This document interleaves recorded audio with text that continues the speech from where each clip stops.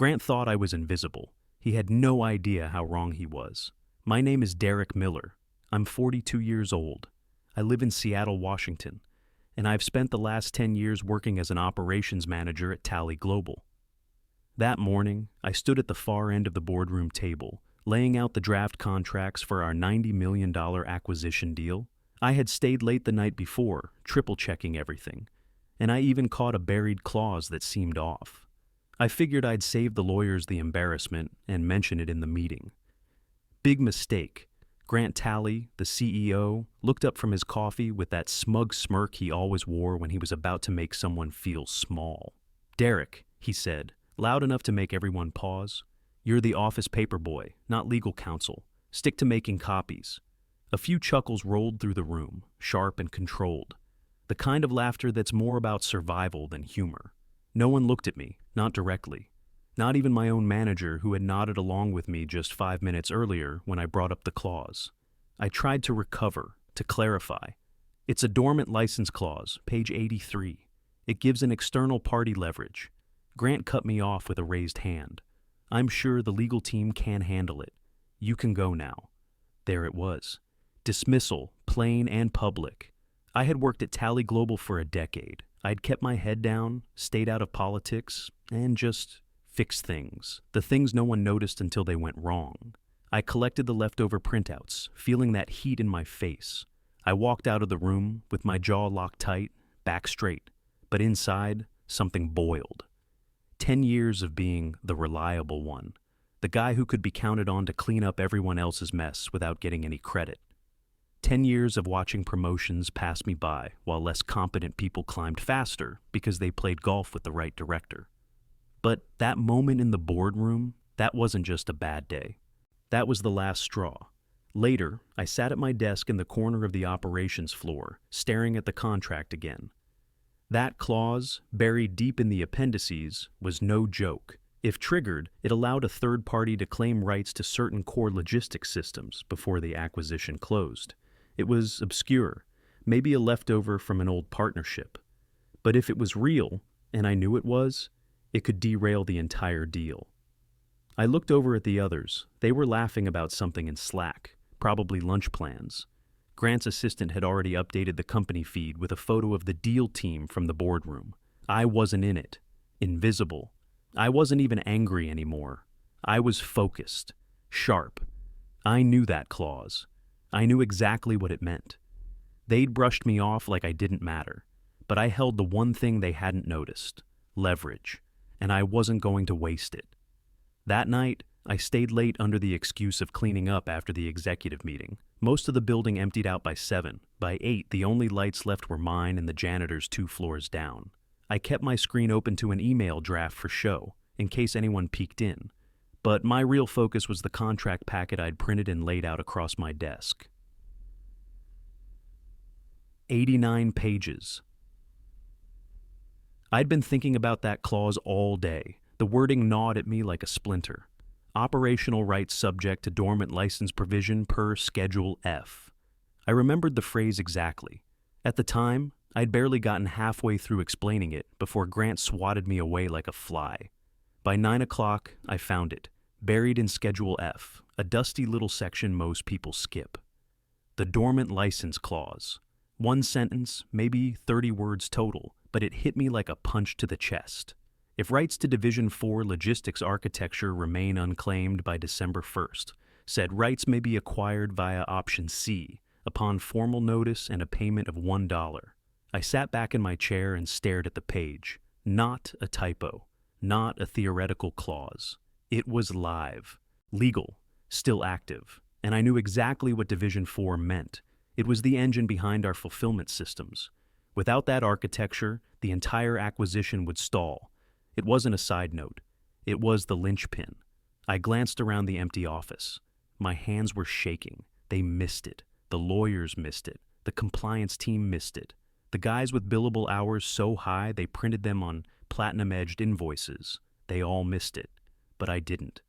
It wasn't just about ego anymore. This clause could give someone, anyone who noticed, the right to legally claim critical assets before the acquisition closed, for $1. I read it again, slowly, line by line. I was right. I was completely terrifyingly right. My first instinct was to tell someone, loop in the legal team, write a memo, raise the alarm. But I stopped myself. I'd already tried that. I already knew how that story ended. They'd laugh. Ignore me again. Maybe bury it. Maybe erase the clause entirely and pretend it never existed. And maybe this time, I'd be the one they erased too. No, not this time. I opened my browser and pulled up the Secretary of State's site. I searched the clause name, the license option, the company registration record. All of it checked out. I stared at the screen, my heart pounding. I could file the paperwork myself. Trigger the clause. Buy the rights for $1. Not as Derek the employee, as Derek the private citizen. It hit me like a slow burn in my chest. If I played this right, Grant's empire would crumble before he even knew what hit him. They thought I was invisible. They were about to find out how wrong they were. The next morning, I printed the paperwork before the sun was even up. It was raining when I stepped out of my apartment. Cold, miserable weather that fit the knot in my stomach. I didn't go to the office right away. Instead, I drove to a small notary public near Northgate Mall, the kind of place no one from Tally Global would ever be caught dead in. The lady behind the counter looked half asleep when I walked in. "You filing this yourself?" she asked, squinting at the form. "I am," I said, and slid $1 across the counter.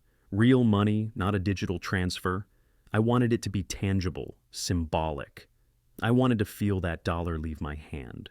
She stamped the document with a heavy thunk and passed it back without fanfare. "All set. Anything else?" I shook my head. "Nope, that'll do." By noon, it was official. As of 11:42 a.m., I was the legal holder of the dormant license tied to Tally Global's core logistics infrastructure. Division 4 was now mine, on record, for exactly $1. And thanks to a very specific window in the contract language, there was nothing Grant or his Ivy League army could do to reverse it. At least not without triggering a massive compliance review. And by then, the acquisition clock would have run out. Back at the office, I walked in like nothing had changed. Same clothes, same seat by the printer, same Derek from Ops energy I'd worn for years. No one gave me a second glance. I nodded to the receptionist, grabbed coffee from the shared pot, sat through 2 meetings like everything was normal. No one knew, and just in case they got curious, I moved copies of every signed page, timestamp, and notice of execution to a private encrypted drive. I didn't trust anyone at this point. Not Grant, not the legal team, not even the IT guy who always smiled too hard in the elevators. If they tried to erase me, I'd already made sure the paper trail would scream louder than they could spin. Then came the waiting. The first day passed without so much as a hiccup. Second day, too. I started to wonder if I'd misread it, if maybe the clause had been outdated or ceremonial, or already bypassed somehow. I told myself I was being paranoid, reckless even. Maybe I had just torched my entire career for nothing.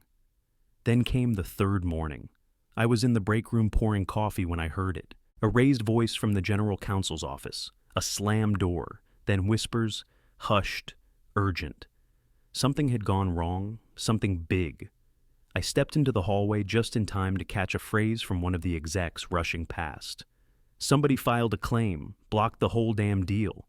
I smiled into my coffee. They were finally seeing me. By mid-morning, the panic had reached Grant's floor. Legal was in meltdown. I heard bits of it through the walls, phrases like unprecedented exposure and compliance breach. The whole acquisition was teetering, and no one could figure out why, except me. At 11:03 a.m., I got the summons. "Grant wants to see you," said Trina from executive support, her voice unusually tight. "Now." I took the elevator up without a word, clutching my notebook like it mattered. I already knew how this was going to go. Grant wasn't going to ask. He was going to try and own the room like he always did. His office was too bright, too clean. Fake modern art on the walls, everything staged like a high-end showroom. He didn't stand up when I entered, just gestured toward the chair across from him and leaned back, hands folded like we were old friends catching up. "Derek," he said, all calm charm. "Close the door." I did, slowly. He waited a beat, then looked up with that smirk I'd seen 100 times before. the one he used right before throwing someone under the bus. "Tell me," he said. "What exactly do you think you're doing?" I didn't answer. He continued, voice smooth like he was already bored. "The license clause. We know it was filed. We don't know who did it, yet. But I think you do. And I think you know what a mistake that was." I tilted my head. "A mistake?" He smiled. "Come on, you're not stupid. You saw a gap and you jumped through it. I'll give you credit. Hell, even the lawyers didn't catch it. But now you're standing in the middle of a multi-million-dollar deal with your name on a live grenade." He leaned forward, folding his hands. "I'm not here to punish you. I'm here to make it go away." There it was, the pitch. I waited for the number. "I'll make you a deal," he said. "You walk away from this quietly, and I'll personally authorize a severance package, mid-six figures. We'll even make it look like a promotion if you want. Title, press release, whatever." I stared at him for a second, almost amused. "You think I did this for a payout?" He frowned, just slightly. That was the first crack in the mask. "No," I said. "I did it because you humiliated me. Because you've spent the last 10 years treating me like a name tag instead of a person. Because I warned you, right there in that boardroom, and you laughed." Grant's jaw tensed, but he didn't interrupt. "I'm not here to negotiate," I continued. "I don't want your money. I want the one thing you never gave me, respect. And I'm not leaving until I get it." His voice dropped an octave. "You're playing with fire." "No," I said. "I'm holding the match." I stood, turned to leave, and that's when I saw it. In his eyes, that flicker of real anger. The moment he realized I wasn't bluffing. I opened the door, walked out without a word. 10 minutes later, I was back at my desk when a new email popped into my inbox. Subject: Notice of Conduct Review. HR Inquiry. Scheduled. The counterattack had begun. The next morning, my system login was dead. I sat at my desk, tried 3 times, then got the bright red message: "Access denied. Contact IT support." I didn't bother. I already knew what it meant. Within minutes, 2 people showed up outside my cubicle, one from HR, one from legal. Neither looked me in the eye.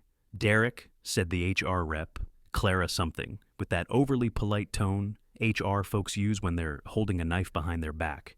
"Do you have a minute?" I stood up. "Sure," I said. "Want to do this in a conference room, or should I just hand you something now?" They blinked, confused, as I reached into my messenger bag and pulled out a sealed envelope. Inside, a letter drafted by my attorney. It spelled out in clean, punchy language that any attempt to investigate, intimidate, or isolate me in retaliation for protected whistleblower activity would be met with swift legal escalation. The legal rep glanced at the name at the bottom, my lawyer, Daniel Kravitz, who'd spent 2 decades going after corporate retaliation cases. "Tell your team to think very carefully about what happens next," I said calmly, "because I will." They didn't say another word, just walked away with the envelope like it was radioactive. Back at my desk, people were watching me. Not directly, no one had the spine for that, but I could feel it, whispered glances over coffee mugs, half-open Slack chats with my name floating in them. To them, I wasn't Derek the ops guy anymore. I was the crazy guy who sabotaged the deal. By lunch, even my phone extension had been disconnected, but I wasn't rattled. I went straight to a little diner off 5th and Pine, sat down in the back booth, and opened my laptop. My lawyer, Kravitz, met me 10 minutes later, still in his cycling jacket.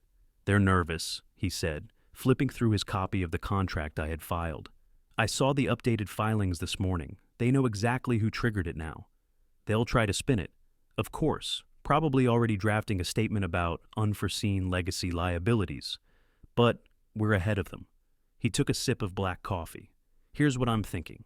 If they push this investigation angle, we hit them with a preemptive injunction, file it in state court, cite hostile workplace conduct tied to a protected action. It won't even matter if the judge grants it. The board will see the smoke." I nodded slowly. "Good. You sure you want to go all the way with this?" he asked. I didn't answer at first. I thought about all the late nights I spent fixing their supply chain systems while the execs partied in Zurich. I thought about Grant calling me Paperboy in front of 10 people. I thought about every time I got passed over for promotion because someone else wore better suits. "I'm sure," I said. The next 2 days were a blur of background noise, emails I couldn't read, meetings I wasn't invited to, and Slack messages I was no longer included on. But something started to shift. People started treating me differently, not directly, but more cautiously, like they weren't sure if I was radioactive or untouchable. And then, on Friday afternoon, it happened. My phone buzzed with a call from an unknown number. I almost didn't answer. "Mr. Miller?" the voice said. Calm, authoritative. "Yes." "This is Thomas Langston, chairman of the board. I'd like to speak with you, privately. Are you available Monday?" My stomach tightened, but not with fear. "Absolutely," I said. And just like that, the air shifted again. They thought I was crazy. Then they thought I was dangerous. Now, they were starting to wonder if maybe I was right. The elevator to the executive floor moved slower than usual that Monday morning. I stood inside, alone, clutching a black binder filled with everything they never expected me to have.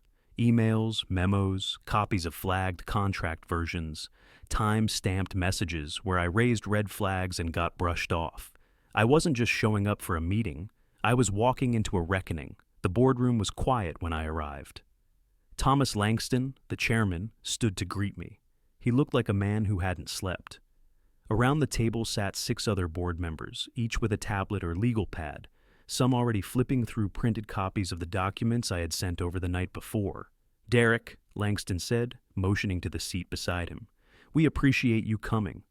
"Thanks for inviting me," I said. My voice was calm, even though my hands were sweating under the table. Langston didn't waste time. "We've reviewed the clause you executed, as well as the internal HR action and the correspondence from legal. Before we continue our internal sessions, we want to hear your side, start from the beginning." So I did. I told them how I discovered the dormant license clause buried in Schedule F, how I flagged it in the boardroom and was mocked, how the legal team never followed up, how Grant Talley dismissed it publicly and personally, how I stayed late, confirmed everything, and executed the license legally, not out of malice, but to protect the company from negligence. I didn't dramatize anything. I let the facts speak. Page by page, I walked them through the timeline, my warning, their silence, the HR retaliation, the revoked access, the whispers, the weaponized investigation. Langston took notes the entire time, his expression unreadable. When I finished, he set his pen down and said, "Thank you. Please wait outside. We'll call you back shortly." I left the room, sat in the hallway, and stared at the carpet pattern like it held the answers to the universe. I didn't pace. I didn't check my phone. I just waited. 38 minutes later, the door opened. "Mr. Miller," Langston said, "we're ready." This time, when I walked in, someone else was already seated at the far end of the table, Grant Talley. He looked pale, like someone had pulled the rug out from under his Armani loafers. I noticed for the first time how small he looked when he wasn't holding court. "Mr. Talley," Langston said, "we've reviewed the timeline Mr. Miller provided, and we've also reviewed the internal responses from your office. We have serious concerns." Grant started to speak, some blend of spin and deflection. "This entire thing has been blown out of—" Langston cut him off. "We have documented proof that Mr. Miller raised a legitimate concern which was ignored. Then he was retaliated against. HR was weaponized under your directive, correct?" Grant glanced to one of the board members as if looking for backup. None came. "We also found at least 3 legal memos marked urgent that were buried by your general counsel, all after Derek raised the issue.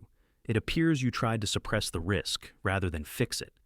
Grant's mouth opened, then closed. Langston leaned back in his chair. "We're placing you on administrative leave, effective immediately. Further review will determine next steps." That was it. No drawn-out argument, no closing statement, just cold clarity. Grant stood slowly, his jaw clenched. He didn't look at me. He walked out without saying a word. The door closed behind him with a soft thud. Langston turned to me. "We want to move forward with the acquisition. You understand the license structure better than anyone. Would you be willing to work with us to clean this up?" I blinked, stunned for half a second. Then I nodded. "Yes, absolutely." The chairman nodded back. "We'll be in touch. And, Derek, good work." I walked out of that boardroom still holding my binder. But this time, I wasn't carrying evidence. I was carrying leverage. The Monday after Grant was placed on leave, the entire office felt quieter. Not in the physical sense. Phones still rang, people still tapped on keyboards. But the tension in the air had shifted. You could feel it in the way conversations paused when I walked by, then resumed with softer voices and darting eyes. No more jokes about paper boy. No more smug glances. Grant was gone, and the silence he left behind was louder than his presence ever was. That morning, I was officially added to the acquisition task force. Richard Lyle, the interim CEO, had taken over in a hurry, and to his credit, he moved fast. He pulled me into a meeting with legal, finance, and external consultants and said, "Derek, here's your new point of contact for all operational and license-related issues. He's the reason we're not being sued right now, so let's all respect that." It was surreal. I was no longer operations support. I was a named stakeholder. They started CCing me on every critical email. Contracts were reviewed line by line, this time with me in the room. No one rolled their eyes when I spoke. No one smirked. People asked me questions now. Real questions. Some of them even apologized for missing the clause. We rebuilt the agreement from the ground up, scrubbing every shadow of ambiguity. The buyer, a large logistics conglomerate, had been nervous after the filing, but calmed quickly once we showed them our cleanup plan. The clause I had triggered was now a central point of negotiation, and I was the one walking them through the fix. I remember one meeting in particular. A junior associate from the buyer's legal team looked at me and asked, "Are you outside counsel?" "No," I said. "I'm in ops." She blinked. "Oh, didn't expect that." I just smiled. By the time we got final sign-off, the deal looked nothing like the original draft. It was tighter, smarter, and fully transparent. No trapdoors, no time bombs. The legal press even ran a short feature calling it one of the cleanest renegotiations of a major acquisition in recent years. It felt good, not because of the headlines, but because for the first time in 10 years, my work mattered, visibly, permanently. But the board wasn't done with me. After the deal closed, Richard called me into his office. It was late, well past 6, and most of the building had already cleared out. He closed the door behind me and sat on the edge of his desk, arms crossed, expression unreadable. "You did something bold," he said. "Dangerous too, but it saved our necks." "Just doing what Grant wouldn't," I said. Richard nodded. "Langston and I talked. The board wants to keep you on the risk side, permanently. We're creating a new role, Director of Risk and Contract Strategy. You'd report to me directly. Build a team if you want. Name your salary." I stared at him for a moment. "Why me?" He leaned forward, dead serious. "Because you saw what no one else saw, and you didn't flinch when it got ugly." I didn't say anything at first. I was still processing the shift. Just weeks ago, I was the guy laying out folders. Now I was being offered a department. I finally nodded. "I'll take it." He extended a hand. I shook it. And just like that, I stepped into the job I never even dared to imagine. Not out of ambition, but because, until now, I didn't think people like me ever got noticed. Turns out, all it took was $1 in 10 years of being underestimated. My new office isn't big. It's down the hall from Richard's, with a view of the parking structure and a crack in the window seal that hisses on windy days. The desk is real wood, though, not laminate, and there's a nameplate that reads, "Derek Miller, Director of Risk and Contract Strategy." It's not flashy, but it's mine. The first morning I moved in, I brought my own mug from home, the one with a faded NASA logo and a chip in the rim. No fancy executive set, no leather blotters or name-brand pens, just the same beat-up laptop I'd been using for 3 years, and a legal pad I bought myself. And still, when I walked in that day, people nodded. Not all of them. A few still avoided eye contact, especially the ones who had laughed when Grant called me paperboy. But most just gave me small, quiet nods, like they finally saw me, like I had earned this. I kept my head down and went to work. Rebuilding the contract archive, drafting compliance frameworks, training a new junior analyst who actually listens when I speak. It was all the same kind of work I used to do. But now, it mattered. Now, people cared. Richard stopped by a week into the new role, leaned against my doorframe with a cup of coffee and said, "You know, the board was skeptical about promoting internally. They wanted someone with a legal background, maybe from one of the big firms. "And you push back?" I asked. He smiled. I told them we already had the guy. He just didn't have the title yet. That meant more to me than I think he realized. Later that day, I caught a glimpse of an old email chain, something from months ago, back when the deal was first in motion. Grant had forwarded a memo I wrote about acquisition risk to legal with one line at the top. "Ignore this. He's not a lawyer." Well, I wasn't, but I'm still the one who saved the deal. I heard Grant took a consulting gig out west, Silicon Valley or maybe Denver, the kind of place where guys like him always land, surrounded by people who will be impressed by his resume and never ask what happened at Tally Global. That used to bother me, the thought that he could fail upward while I had to fight just to be heard. But now I don't care, because this win wasn't about beating him. It was about becoming someone who doesn't get brushed aside, someone who doesn't wait for recognition, who earns it, claims it, and keeps showing up long after everyone else has left the room. I sat in my office that afternoon, watching the rain blur the view through the glass. For the first time in years, I wasn't invisible, and that was enough.